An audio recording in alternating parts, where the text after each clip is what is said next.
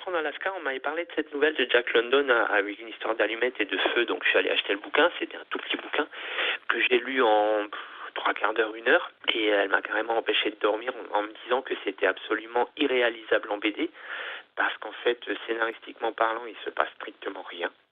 Et en même temps, il se passe beaucoup, beaucoup de choses. C'était irréalisable. Et c'est ce qui m'a vraiment, vraiment, vraiment donné envie de le faire. Je fais des livres en noir et blanc, souvent assez noirs, assez sombres. Et là, c'était vraiment le défi de faire peur avec du blanc. Ouais, vraiment travailler le blanc, travailler l'épure. Elle est puissante, cette nouvelle de Jack London. Et la rendre en image, c'est vraiment pas facile, quoi. Je pose mon crayon, j'essaye de me faire le film dans la tête. Et une fois que mon film défile dans la tête, je le pose sur le papier.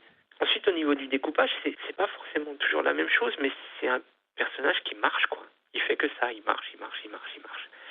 Il faut que j'arrive à rendre cette marche attrayante, on va dire, quoi. Greffer là-dessus la voix off que je me suis permis de mettre en discours direct, et là, à se demander qui parle. Est-ce que c'est le froid? Est-ce que c'est la mort? Est-ce que c'est le chien?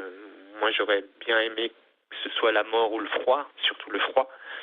Le plus important dans ce bouquin-là, c'est la nature, c'est elle qui gagne, de toute façon, quoi.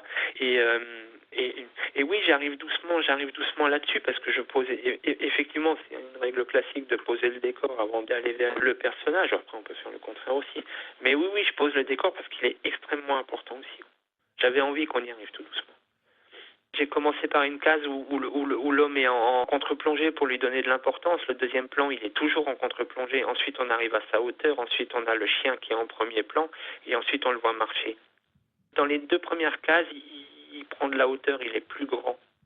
Et ensuite, on arrive à sa hauteur. Et on avance à sa hauteur et on avance plus ou moins avec lui. Je voyais un bonhomme assez baraqué, sûr de lui, hautain et prétentieux, ouais.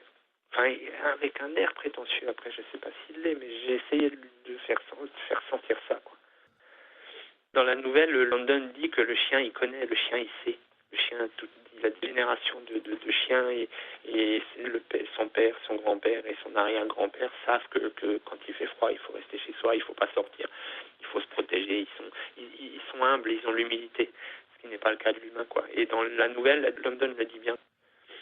C'est évident qu'il va y rester, que le gars va mourir. C'est évident, il peut pas, c'est pas possible, c'est impossible d'avancer dans des conditions comme ça. C'est impossible de traverser une partie du Klondike avec moins 45, moins 50. C'est juste pas possible, quoi. C'est juste pas possible.